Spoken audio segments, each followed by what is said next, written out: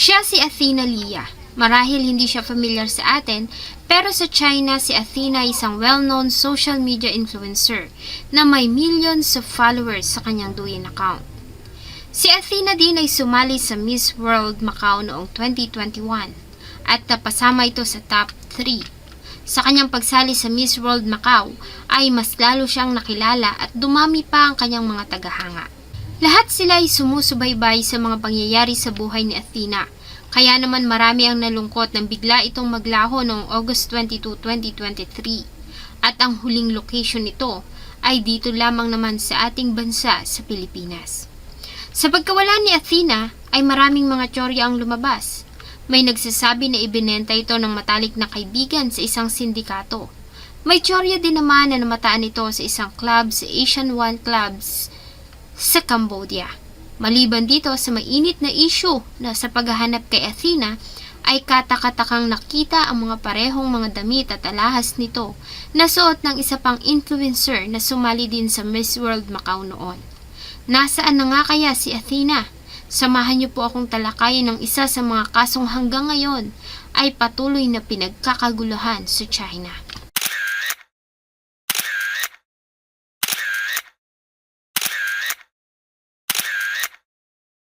Bago ko po ipagpatuloy ang ating kwento, sa mga bago po sa channel ko at nais sa mga ganitong klase ng kwento ng krimen na nangyayari sa loob at labas ng ating bansa ay maaari pong pakipindot ang ating subscribe button at notification bell para ma-notify kayo pag may mga bago tayong upload na videos. Sa information na ibinigay ni Athena sa kanyang social media accounts, siya ay pinanganak noong 2000 sa Chaoyang District sa Guangdong Province sa China. Sinimulan niya ang kanyang pagiging content creator noong March 4, 2021 sa Douyin, isang Chinese version ng TikTok. Dahil sa kanyang kakaibang ganda ay agad na humakot ng maraming views at followers ang kanyang kauna-unahang video. Maliban sa pagiging content creator, ay nahilig din si Athena sa pageant. Dahilan kaya naman napabilang ito sa Miss World Macau noong 2021 at napasama sa top 3. Bagay na mas lalo pang naglagay sa kanya sa stardom. Dumami ang kanyang mga tagahanga at mga taga-subaybay. Sa kanyang Douyin account ay binabahagi niya ang kanyang mga daily activities. Sa maikling panahon ay lumampas ang kanyang mga tagahanga sa 1,000,000 tagasunod. Ang mga post ni Athena sa social media ay nagpapakita ng larawan ng isang kaakit at mayamang dalaga. Madalas siyang nakikita na kumakain sa mga mamahaling restaurants o kaya naman ay naglalakbay sa iba't ibang bansa sa first class. Ang kanyang mga content ay lumikha ng impresyon sa kanyang mga tagasunod ng isang mayaman, fashionista at sopistikadang dalaga. Ang huling post ni Athena sa kanyang social media ay noong June 12, 2023 kung saan ay nasa isang mamahaling cafe ito sa Hongju kasama ang best friend nito at ang kanyang ina. Subalit hindi ito nag-respond sa mga comments at mga messages sa kanyang social accounts. Matapos noon ay bigla na lamang itong hindi naging aktibo sa kanyang online platforms. Ang kanyang mga accounts ay nanahimik, bagay na katakataka para sa isang social media influencer. Bilang content creator, mahalaga ang pagkakaroon ng consistent na engagement at content para mapanatili ang mga taga-subaybay. At ang bigla nitong pananahimik ay hindi magandang sinyales para sa paglago at pananatili na magandang analytics ng kanyang account. Makalipas lamang ang isang buwan ay opisyal na in-announce ang kanyang misteryosong pagkawala. June 22, 2023, nang opisyal na matanggap ng mga pulis sa China ang pagkawala ni Athena, na agad namang nagsagawa ng isang malawakang investigasyon. Umaasa sila na magagawa nilang makakita ng clue at mga ebidensya na makakapagturo kung nasaan na nga ba si Athena Lia. Dahil sa isang sikat na social media influencer ay nagsimula sila sa kanyang social media accounts at sa mga taong malalapit sa kanya, mga kaibigan, kapamilya at mga kakilala. Isa sa mga una ng tsorya na umagaw ng atensyon ng mga pulis ay ang matalik na kaibigan ni Athena na si Lie Fei na nakatira sa United Kingdom. Nagsimula ang nasabing tsorya dahil sa mga naging conversation nito at ni Athena sa kanilang social media accounts. Noong May 30, 2023, ilang buwan bago ang misteryosong pagkawala ni Athena, ay nagpadala ng message ang mama ni Lee Yifei kay Athena, subalit hindi ito nireplyan ng dalaga. Muli ay nagpadala ito ng mensahe at nangungumusta, subalit nanatiling walang respond mula kay Athena. Kinabukasan May 31, 2023, ay sinubukan ng mama ni Yifei na tawagan si Athena through WeChat video call. Subalit bigo ito na makakonek kaya nag-iwan na lamang ito ng mensahe. At sinabi na naghiwalay na ang kanyang anak na si Lee Yifei at nobyo nito na labis nitong dinamdam. Pinakiusapan nito si Athena na samahan ang anak sa isang bakasyon dahil sa wala siyang bisa. Subalit na natiling walang reply mula kay Athena. June 6, 2023, nang wala pa ring reply mula sa dalaga, ay si Lee Yifei na mismo ang nag-reach out dito at niyaya ang kaibigan para magbakasyon. Sinabi pa niya na ng mga panahon na nagbabakasyon si Athena sa United Kingdom ay ito lamang ang bumisita sa kanya at naglabas ito ng sakit na nararamdaman dahil sa pinagdadaan ng breakup. Tila gumana naman ito dahil finally ay nag-reply si Athena sa kanyang mga messages. Nagpaliwanag ito na busy siya sa sunod-sunod na photoshoot at commercials, kaya naman hindi ito nakaka-reply. Ganon pa man ay nangako ito sa kaibigan na maglalaan ng oras para samahan ito na magbakasyon. Nagsimula na ngang magplano ang magkaibigan ng gagawing bakasyon at isa sa mga lugar na ninais nilang puntahan ay ang Boracay Island sa Pilipinas. At nagkasundo nga ang dalawa na magbubuk ng flight dated June 16, 2023. Pagsapit ng June 16, 2023, ay handa na si Athena sa kanilang bakasyon nang makatanggap siya ng messages mula sa kaibigang si Lee Yifei saying na hindi ito matutuloy dahil sa nagkaroon sila ng problema sa pamilya. Bagay na ikinadismaya ni Athena dahil una sa lahat ay pumayag lamang siya sa nasabing bakasyon sa kabila ng kanyang busy na schedule para samahan ang matalik na kaibigan at i-comfort ito. Nangako naman si Lee Yifei na susunod sa Manila kinabukasan. Kaya naman wala nang naging choice si Athena kundi mag-travel na mag-isa papunta ng Pilipinas. Sumakay ito ng eroplano mula Guangzhou ng alas 2 ng hapon at dumating sa Pilipinas ng alas 4:35 ng hapon ng parehong araw. Sa WeChat group chat ni Athena kasama ang kaibigang si Lee Yifei at isang taong nagngangalang Neo ay nakalagay ang dapat na magiging plano ng kanilang trip sa Pilipinas. Dahil nga hindi natuloy si Lee Yifei ay inaasahan ni Neo na si Athena lamang ang darating. Sa plano ay susunduin ito ng driver sa Gate 7 ng Ninoy Aquino International Airport na may hawak na placard. Mula airport ay dadalhin siya nito sa Solaire Resort kung saan ito nag-book ng isang presidential suite. Nag-arrange na rin ito ng Korean dinner para sa kanya. Sa nasabing resort na din personal nitong sasalubungin ang bisita. Subalit na magland ang sinasakyang eroplano ni Athena sa Manila, ay hindi ito sumunod sa plano at hindi ito nagpunta sa Solaire at walang nakakaalam kung saan ba ito nagpunta at kung sino ang sumundo dito. Ayon sa ilang mga malalapit na kaibigan ni Athena, nang dumating ito sa Manila sa kanyang unang araw, ay nagsimula itong magpadala ng messages sa kanila kung saan ay nanghihiram ito ng pera. Bagay na kataka-taka at wala sa karakter nito. Maliban sa pagiging financially stable ni minsan, ay hindi pa ito nanghiram ng pera sa kanila. Kaya naman tinanong nila ito kung anong dahilan, subalit hindi ito nagbigay ng explanation. Habang dumaraan ang araw, ay ilang mga kaibigan pa ang pinadalhan nito ng messages at hiniraman ng pera. Hindi lang yon, dahil isa-isa na rin itong binlock sa kanyang social media accounts ang matatalik niyang kaibigan at hindi na rin ito nagpo-post ng update sa kanyang mga social media accounts, bagay na naging palaisipan sa kanila. At matapos na makahiram ng pera sa mga kaibigan ay bigla na itong naglaho, cutting all contacts sa kanyang mga kaibigan at maging sa kanyang pamilya. Mula din noon ang kanyang cellphone ay nanatiling naka-off. Kaya naman ang pangyayari agad na inireport ng pamilya sa mga pulis. May lumabas na balita na nagbigay ng $800,000 na ransom ang pamilya ni Athena, subalit na natili namang palaisipan hanggang ngayon ang kinaroroonan nito. Sa ginawang investigasyon ay nagduda ang mga pulis sa pagkakasangkot ng matalik na kaibigan ni Athena na si Leah Faye sa kanyang pagkawala. Lalo na nga nang malaman nila na hindi ito sumunod sa Pilipinas gaya ng plano nila ng kaibigan. Kaya naman agad itong kinausap ng mga investigador.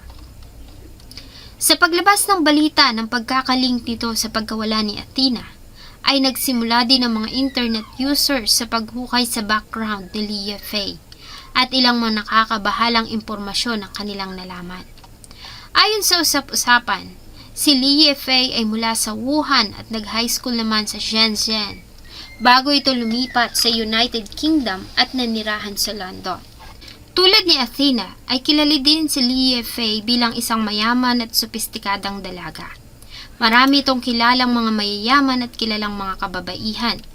Subalit may mga balita na sa kabila ng maamo at maganda nitong mukha, ay mahirap itong pakisamahan at mabilis na uminit ang ulo.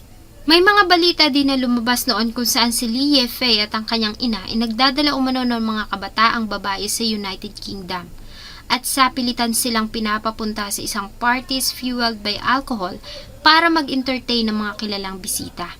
Ang lahat ng ito ay mayroon na itinanggi ni Leah Faye at sinabi na wala siyang alam sa kinaroroonan ni Athena at hindi rin totoo ang mga parata na nagdadala sila ng mga kabataang babae sa United Kingdom.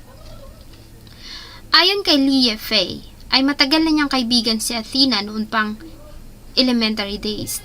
Pareho sila nito ng hilig sa fashion at mga mamahaling bagay. Kaya naman mas madali silang naging matalik na kaibigan at itinuring na rin ang isa't isa na parang tunay na magkapatid. Ayon din kay Leah Faye, nang magbakasyon si Athena sa United Kingdom noong March 2023, ay sa kanila ito tumuloy at lahat ng mga larawan nito na pinost sa kanyang social media ay siya mismo ang may kuha. Bilang pagpapatunay ng kanilang close relationship, ayon kay Leah Faye, ay siya lang ang tunay na nakakakilala kay Athena. Ayon sa kanya, ang tunay nitong pangalan ay King Lee May at hindi Athena Leah. Hindi rin ito pinanganak noong 2000 kundi pinanganak umano ito noong 1995 sa Guangdong. Kaya naman matanda ito sa kanya ng 7 taon. Nang matapos ito ng high school ayon kay Leah Faye, ay tumigil na si Athena sa pag-aaral at gamit ang kanyang magandang mukha ay nagawa nitong maka-establish ng magandang karera bilang influencer. Dagdag pa niya noong mga panahon na nasa United Kingdom si Athena ay pinakilala siya nito sa isang turistang lalaki na nagmula sa Pilipinas na nagngangalang Benji. Habang nasa United Kingdom ay nabanggit na din umano sa kanya ni Athena ang plano para magbakasyon sa Boracay Island sa Pilipinas at sa Bali, Indonesia. Subalit hindi natutuloy dahil sa kanyang mga school commitments. Nanatili pa umano si Athena sa United Kingdom ng halos 1 buwan bago ito bumalik ng China. Makalipas ang ilang buwan ay muli umano siyang kinausap ni Athena tungkol sa plano nito na magbakasyon sa Pilipinas at sinabi pa nito na i-reimburse ni Benji ang kanilang airfare at susunduin umano sila nito ng personal sa airport. Subalit tinanggihan niya umano ang paanyaya nito. Taliwas sa mga nakitang messages ng mga investigador sa naging pag-uusap nilang dalawa sa social media. Sinabi niya rin na wala siyang knowledge sa kung sino ang sumundo kay Athena sa airport at kung saan ito nagpunta. Nang tumawag umano ito sa kanya ay sinabi nito na nasa isa siyang local na casino at matapos nun ay wala na. Nabalitaan niya na lang na nawawala ang kaibigan. Dahil sa iba-ibang salaysay ni Leah Faye ay nagkaroon ng hinala ang mga investigador na talagang may kinalaman nito sa pagkawala ni Athena. Ilang matatalik na kaibigan ni Athena ang nagsabi na nang mawala si Athena ay sinubukan nilang kausapin si Leah Faye. Subalit katakataka umano na bigla na lamang itong nag-delete ng kanyang social media accounts. Nang tawagan ni Lito ay sinabi nito na nasa Hong Kong siya at nagbabakasyon. Pero nang makausap nila ang ama nito ay sinabi nito na nasa London si Leah Faye at hindi umaalis. Dahil sa hindi nagtutugmang salaysay ni Leah Faye, ay inatasan nito ng pulis na bumalik ng China para makipag-cooperate sa investigasyon. Subalit sa halip na makipagtulungan ay hindi nito sinunod ang pakiusap ng mga pulis.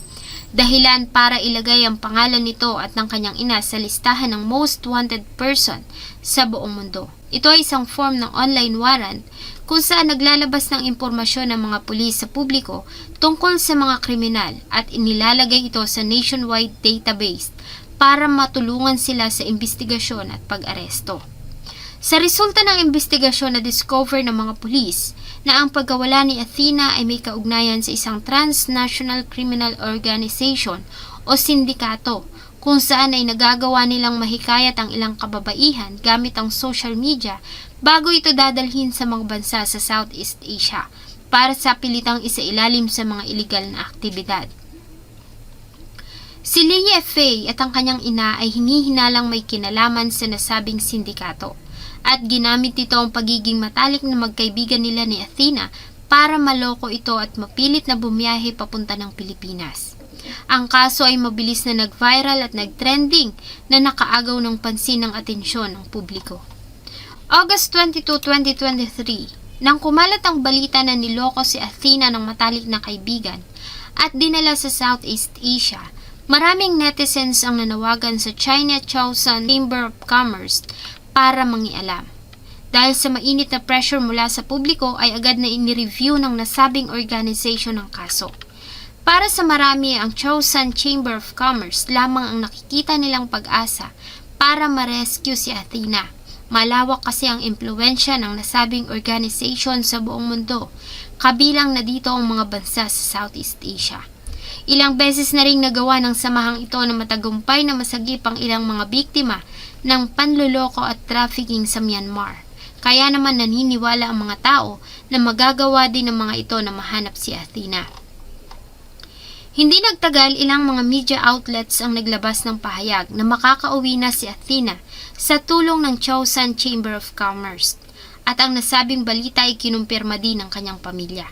Base sa balita, si Athena ay dinukot sa Pilipinas, subalit hindi naman umano ito nasaktan. Ayon pa sa pakiusap ng pamilya at para sa kanilang kaligtasan ay tumanggi sila na ilabas sa publiko ang mga detalye ng ginawang rescue. Subalit ilang araw matapos na kumalat ang nasabing balita, ay naglabas ng pahayag sa social media ang Vice President ng Chosun Chamber of Commerce Organization na si Yang Jingwei at sinabi na hindi totoo ang lumabas na balita at nakiusap sa publiko na huwag maglalabas ng mga fake news na maaaring ma-misinterpret ng publiko at maging dahilan para sa kaipapahamak ng mga taong involved. Sa kabila nito, ilang mga netizens ang nakapansin sa anti-fraud video na inilabas ng Ningbo Public Security dated August 16, 2023 at kabilang sa listahan ng mga biktima na na-rescue at na-repatriate ay naroon ang pangalan ni Athena Leah.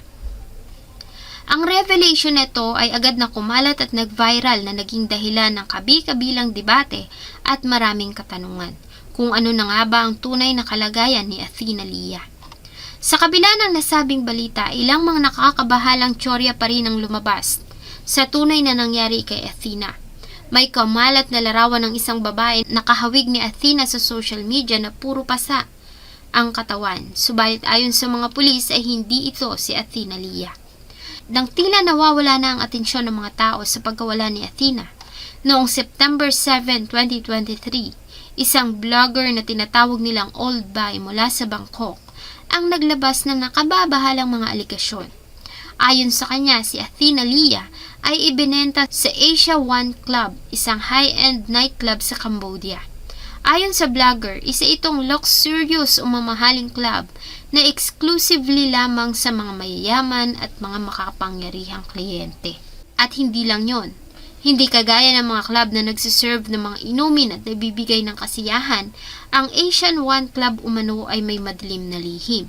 Subalit ang aligasyon na ito ni Old Bai ay dinismissed at sinabing isa lamang itong haka-haka na walang sapat na basihan, hanggang sa isang nakakakilabot na video ang lumabas online. Sa nasabing video ay makikita ang isang babae na sapilitang kinakaladkad ng grupo ng mga kalalakihan papasok sa back entrance ng Asian One Club. Ang nasabing video ay tila nagpatotoo sa aligasyon ng vlogger na si Old Bai tungkol sa lihim ng nasabing club. Sinamantala niya naman ito at muling naglabas ng statement Ayon sa kanya, ang babae sa video ay ang nawawalang si Athena Leah. Ayon kay Oldby, ang manager na humahawak kay Athena ay naghahanap ng kliyente gamit ang Telegram.